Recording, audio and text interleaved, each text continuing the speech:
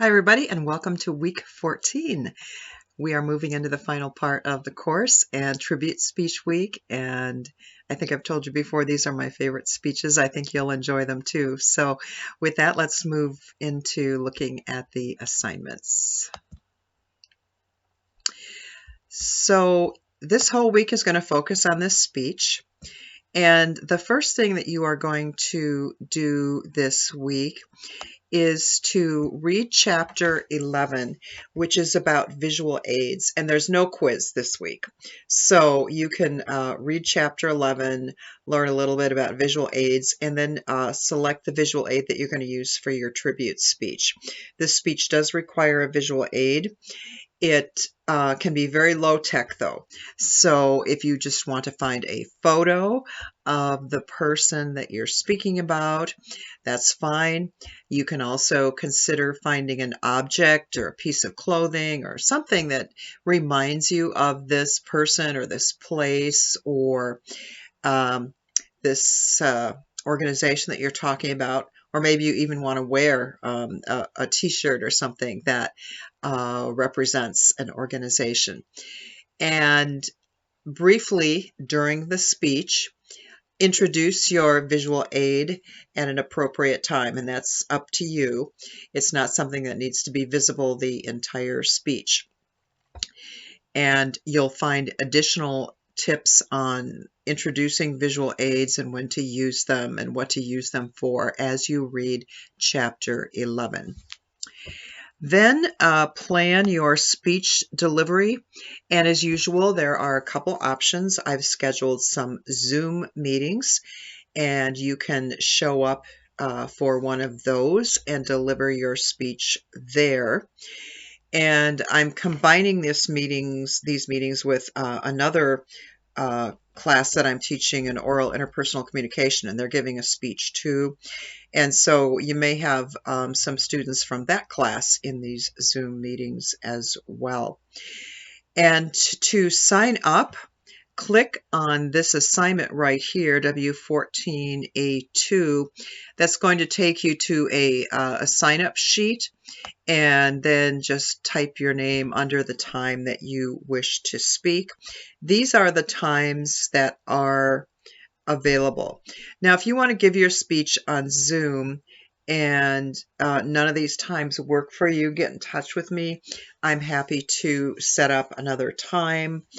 I'll try and recruit some audience members. It'll probably be my family and friends, but we'll make sure that you've got an audience.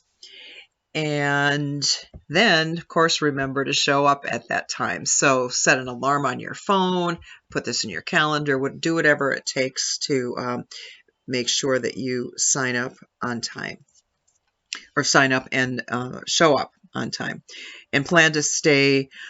I'm guessing that, if 2 or 3 people are signed up for each one of these sessions, that it'll probably be 30 to 45 minutes. Then post your tribute speech manuscript here.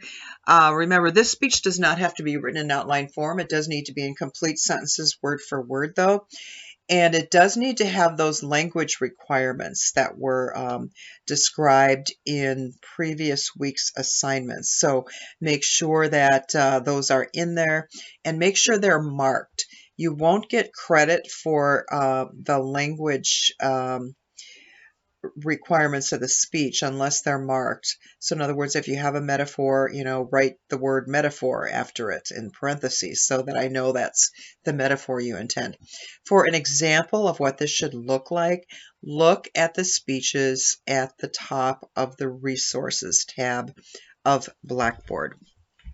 So post your manuscript here. You won't get credit for the speech, of course, unless the manuscript is posted, even if you deliver it, because this is what I use for grading the content. So that's really the first part of the week. Read about visuals, plan to incorporate a visual into your speech, sign up to deliver your speech on Zoom, or else, plan to deliver it on MindTap. And remember the audience requirement. Most of you have already done a speech where you've had an audience. If you have not done any speeches yet that have an audience, then you need to provide an audience for this speech. It could be, your parents, other people in your household, couple friends. Have them wave into the camera before you give your speech, and then have the camera focused on you. And obviously, we want everybody to stay safe during this pandemic. So the safest way to do this is to show up for one of the Zoom conferences. Then the second half of the week is to actually give that speech. So here's the link for the Zoom meeting if you're going to show up for one of those. Here is the link for MindTap if you're going to record or upload your speech into MindTap.